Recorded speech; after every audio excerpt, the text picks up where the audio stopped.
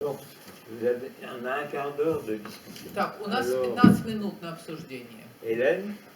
Oui, Jacques a bien insisté sur que les variations dans le régime d'accumulation étaient une décision prise par les autorités publiques. Жак настаивал на том, что изменение этого режима накопления является результатом решения государственных властей. Et on doit mettre l'accent sur ce point parce qu'il y a eu des documents scientifiques qui ont attesté de ce tournant. Je citerai le rapport d'Autrem et le livre blanc sur le financement de l'économie française de Pierre Bérégovoy. Действительно, на этом стоит настаивать, поскольку существуют документы, которые это подчеркивают. Et il y avait même des slogans à l'époque, dans les années 90. И в 90-е годы у нас были даже лозунги, Et qui expliquent bien ce que Jacques a voulu dire quand il a parlé de l'organisation de la propre faillite de l'État. которые объясняют то, что Жак хотел сказать, когда он говорил о том, что государство организовало собственное банкротство. L'État disait, le Trésor avait comme slogan « L'État se jette à l'eau ». Государственного казначейства был лозунг «Государство бросается в воду». Donc c'était vrai, on a pu le croire. Maintenant, je pense aussi, on peut regarder en arrière quel est le raisonnement et les responsabilités qui ont mené à se jeter à l'eau. Ну, это было, теперь надо посмотреть, что из этого получилось. Et ça, c'est un point de réflexion que les économistes doivent affronter à un moment donné ou à un autre. И экономисты вынуждены над этим задуматься будут, так или иначе. Ma deuxième remarque et question sur les perspectives envisagées par Sacha Chirov, on a un peu l'impression qu'il a un peu l'idée qu'en France, il y a une certaine irréversibilité du processus de développement, enfin, de l'état du développement. Значит, вторая ремарка касается того, что сказал Александр Широв. Создается впечатление, что вот думают, что во Франции есть некая необратимость развития. Il parle d'effet de saturation. Значит, речь идет об эффекте насыщения, насыщенности. En fait, on se rend compte dans les régions, et c'est là qu'on le voit le plus, qu'il existe des zones qui deviennent de plus en plus déshéritées. Но в регионах мы видим, что существуют зоны, которые все более и более испытывают недостаток средств. Alors c'est très difficile pour la macroéconomie de les appréhender. С точки зрения макроэкономической это очень трудно уловить. Mais ça a un impact social très fort. Но это имеет очень большое социальное воздействие. Je prendrai un exemple qui touche beaucoup de gens et qui me touche personnellement aussi. C'est la question des zones blanches d'Internet. Возьму пример, который затрагивает очень многих меня лично. Это вопрос зон, где нет интернета. Alors, je dois dire qu'il y a 5 ans à peu près, je n'avais pas de problème quand j'étais en région pour recevoir l'Internet. Tout marchait bien. Лет 5 тому назад у меня такой проблемы не было в деревне.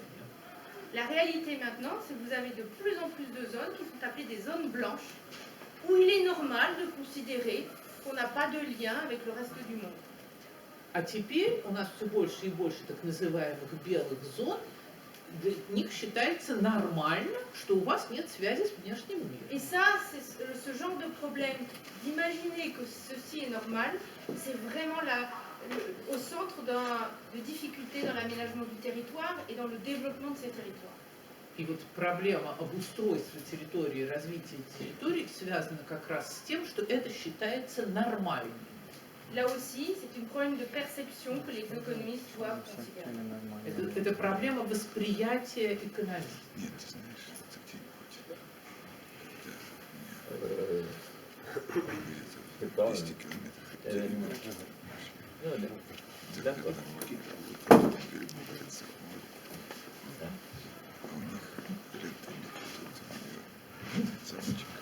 Добрый день, уважаемые коллеги. У меня вопрос к Жаку.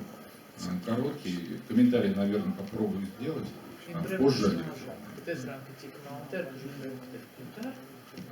когда буду делать выступление, потому что проблема накопления акционерами – это глобальная проблема.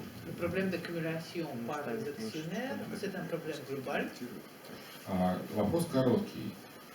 Вы упомянули, что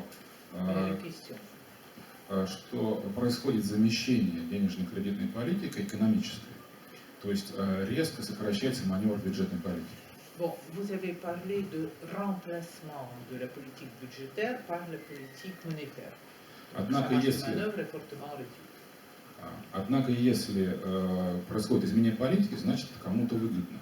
Вот кто выгодополучатель? Cependant, s'il y a un changement de politique, cela veut dire que cela bénéficie à quelqu'un. Qui est le bénéficiaire alors? Спасибо. Bon. Alors,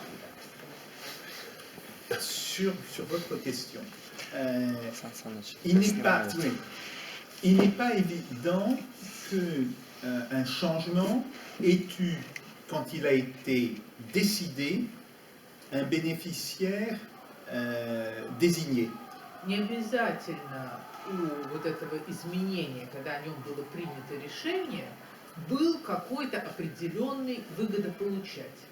Parce que on peut avoir des situations où des responsables considèrent qu'il est nécessaire de faire bifurquer un mode d'accumulation.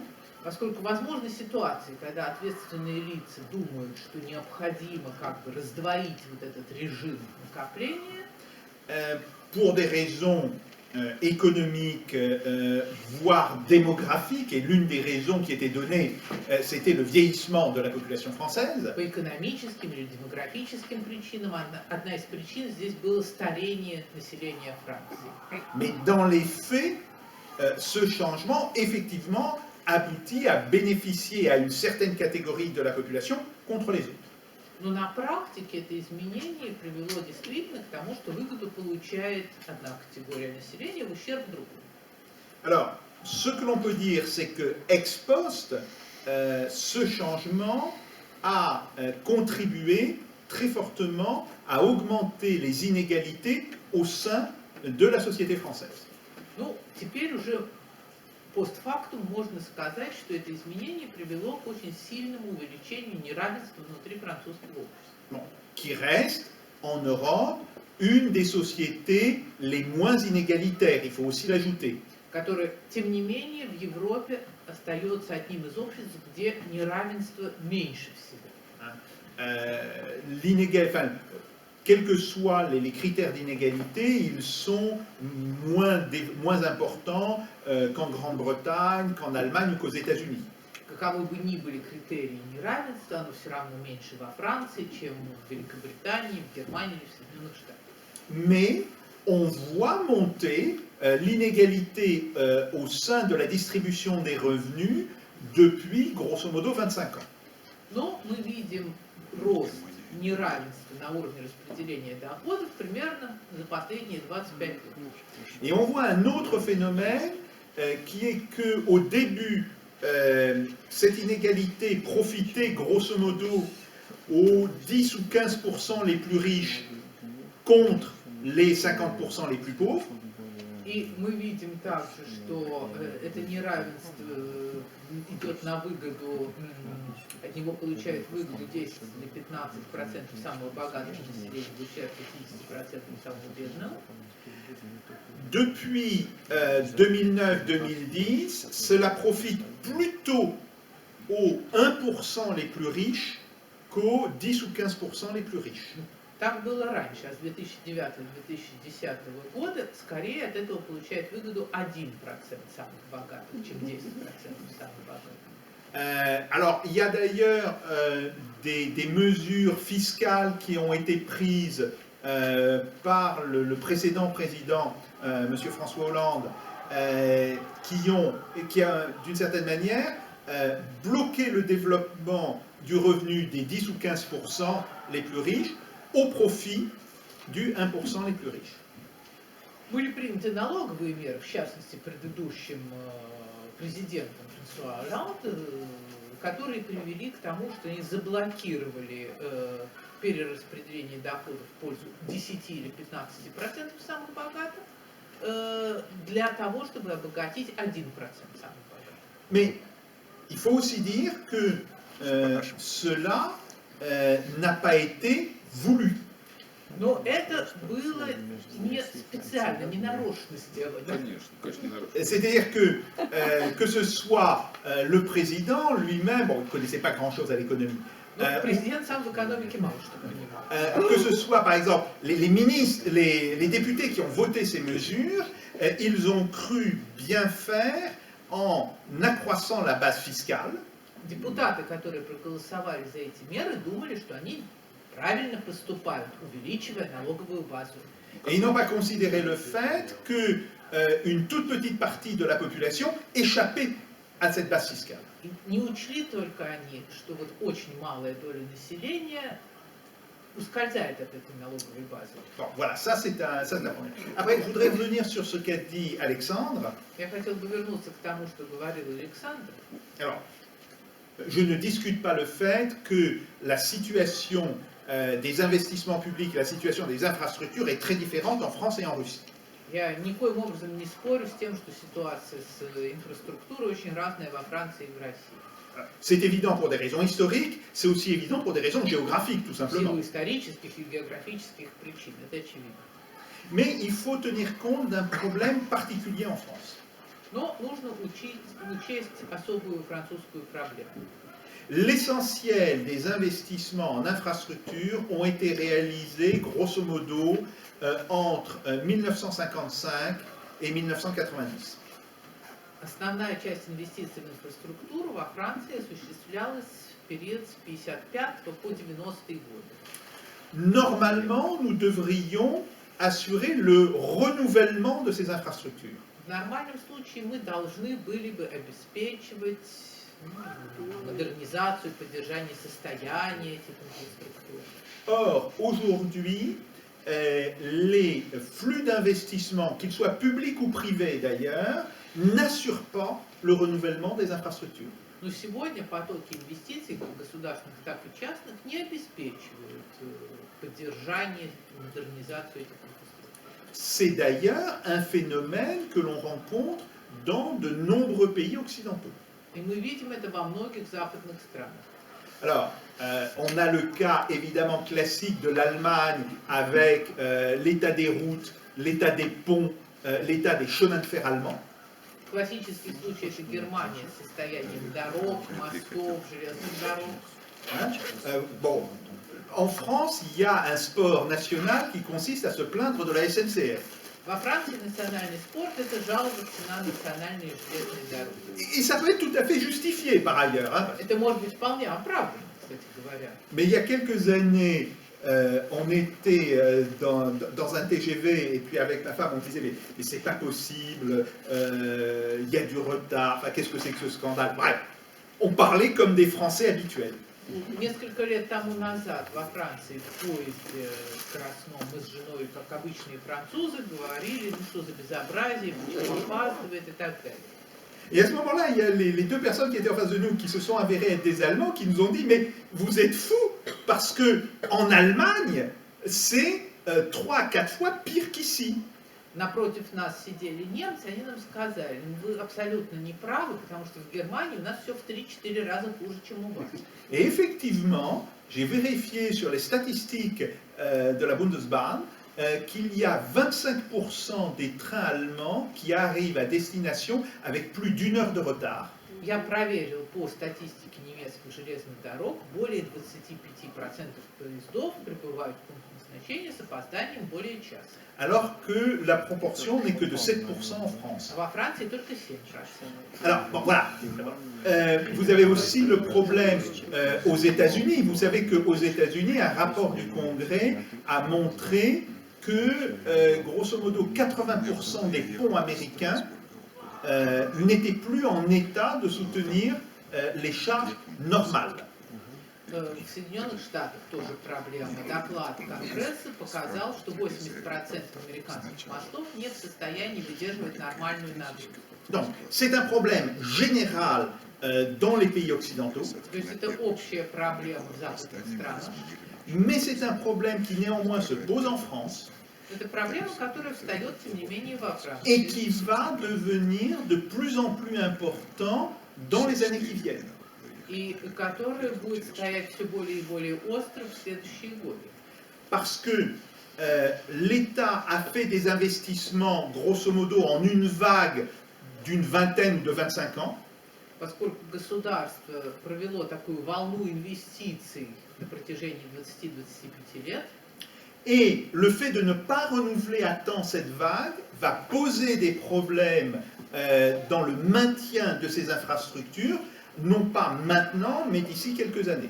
и тот факт, что эта волна не была возобновлена, приведет к проблемам с поддержанием состояния этих инфраструктур не прямо сейчас, но через несколько лет. Alors, il y a un pays où c'est déjà devenu tout à fait dramatique, Есть страна, в которой это уже приняло драматические пропорции. c'est l'Italie. Это Италия. En Italie, l'accident qui a eu lieu l'année dernière du pont Morandi à Gênes, В Италии в прошлом году, когда рухнул мост в Генуе, ne doit pas masquer le fait que ce n'est pas un pont qui s'est effondré depuis 3 ans en Italie, qu'il y en a eu 14. вот эта катастрофа не должна маскировать тот факт, что в Италии не один мост рухнул за последние 3 года, а 14. Alors bien sûr, le pont Morandi, ça a été extrêmement spectaculaire, vu l'endroit où ça s'est passé. Это, конечно, была большая катастрофа и очень широко освещенная СМИ, поскольку произошло в таком видном месте. Mais c'est désormais un problème récurrent dans les infrastructures italiennes. Но в Италии это сейчас постоянная проблема с этой инфраструктурой. Et on peut se demander, si on continue sur la logique actuelle, si ça ne va pas se poser aussi en France d'ici quelques années. И если так дела будут продолжаться, возникает вопрос, не произойдет ли то же самое и во Франции через несколько лет. Дима? Спасибо. Я постараюсь коротко высказать одну гипотезу, а Жак потом пусть скажет, что он о ней думает. J'essaierai de formuler brièvement une hypothèse pour que Jacques dise ensuite ce qu'il en pense. Зачем государства и во Франции, и в России пошли на то, чтобы перераспределить доходы предприятий от вложений в инвестиции в пользу дивидендов? Pourquoi les États en France et en Russie ont pris la décision de redistribuer les revenus des entreprises vers les actionnaires au lieu de les utiliser pour les investissements? Вообще говоря, наблюдения показывают, что национальные предприятия во многих случаях могут компенсировать дурную макроэкономическую политику своими действиями. Bon, les observations démontrent que les entreprises nationales sont capables de compenser la mauvaise politique macroéconomique par leurs actions. И это понятно, потому что если предприятие заинтересовано в увеличении своих доходов, то оно будет инвестировать, будет нанимать новых работников, будет повышать им заработную плату, чтобы увеличивать объемы производства и свою прибыль. C'est clair, car si l'entreprise veut augmenter sa rentabilité, elle va, pour augmenter ses profits,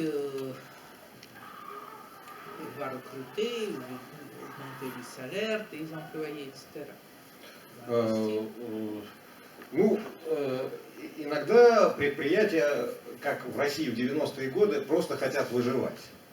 Parfois, les entreprises veulent survivre, comme c'était le cas en Russie dans les années 80. Известные авторы провальных реформ в России, швед Андерс Ослунд и американец Джеффри Сакс, ругались на российские предприятия следующим образом. Donc les auteurs des réformes qui ont échoué en Russie, y compris Jeffrey Sachs, étaient mécontents des entreprises russes. Почему они не хотят закрываться и банкротиться? Почему они не хотят увольнять работников? Почему они продолжают инвестировать? Ils disaient pourquoi ne veulent-ils pas faire faillite? Pourquoi ils ne veulent pas licencier tous leurs employés? Pourquoi ils continuent d'investir? Они же неэффективны, они не позволяют запускать процессы созидательного разрушения по Шумпетеру. Ils sont inefficaces, ils ne permettent pas de lancer le processus de destruction créative Это прямым текстом написано в книге Андерса Ослунда. C'est écrit dans le livre publié par Anders Oslund. Вот. Ну, понятно, что предприятия не хотели умирать, это естественная реакция на экономический кризис. Il est clair que les entreprises ne voulaient pas mourir, c'était la réaction naturelle à une crise économique. Чуть позже, когда ситуация улучшилась, предприятия стали получать упреки, что они Plus tard, quand la situation s'est améliorée, on a commencé à reprocher aux entreprises чрезмерно инвестируя и повышая заработную плату, мешают контролировать инфляционные процессы. qu'elles investissent trop et augmentent trop les salaires, ce qui empêche de contrôler les processus d'inflation. То есть способствует перегреву. Поэтому,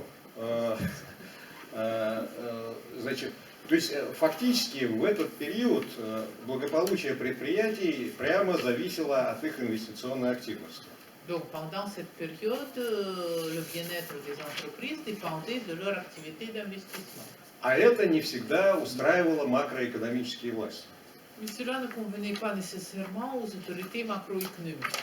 Когда появилось решение, а давайте позволим предприятиям и их владельцам иметь гарантированный доход вне зависимости от экономической динамики. Donc on a pris la décision. Essayons d'autoriser les entreprises et leurs propriétaires d'avoir un revenu garanti, indépendant de la situation. И увеличим долю дивидендов. Donc nous allons augmenter la part des dividendes. И мне кажется, что действительно предприятия стали гораздо более лояльными макроэкономической политике после либерализации, или, как Жак говорит, финансиализации. Et donc il me semble que les entreprises sont devenues beaucoup plus loyales envers la politique macroéconomique après cette financiarisation. Потому что действительно доход владельцев предприятий стал гораздо более гарантированным и меньше стал зависеть от экономической динамики. Car en effet, le revenu des propriétaires des entreprises est devenu beaucoup plus garanti et beaucoup moins dépendant de la dynamique économique. Я тоже не думаю, что это было умышленным действием. Je ne pense pas que c'était fait exprès, Но фактически так и произошло, и предприятия действительно после mais c'est ce qui финансовой s'est passé en либерализации pratique. и предприятия действительно после финансовой либерализации стали спокойнее относиться к тому, что доля инвестиций в их деятельности низка. Et donc après cette libéralisation financière pour les entreprises, il est devenu moins important d'avoir moins d'investissement. Ну и вот вопрос, что вы думаете по поводу этой гипотезы? Donc qu'est-ce que vous pensez de cette hypothèse? Je pense effectivement qu'on insiste à des choses qui sont similaires dans leurs résultats, même si elles ne sont pas similaires dans leur démarche. Я думаю, что мы видим вещи, результат которых схож, даже если, так сказать, процесс был не одинаков. C'est clair que l'économie russe s'est financiarisée comme s'est financiarisée l'économie française. В российской экономике произошла финансиаризация, как и в французской экономике, Même si ce n'est pas au même niveau, même si ce n'est pas avec exactement les mêmes institutions. даже если это было не на одном и том же уровне, с разными институтами. Et ça a des conséquences identiques sur le comportement, par exemple, des entreprises. И это привело к идентичным последствиям на уровне поведения предприятий. Donc, de ce point de vue-là, effectivement, je pense qu'il y a une très grande similitude. То есть с этой точки зрения, я думаю, действительно наблюдается очень большое сходство. Bon, je propose que l'on s'arrête là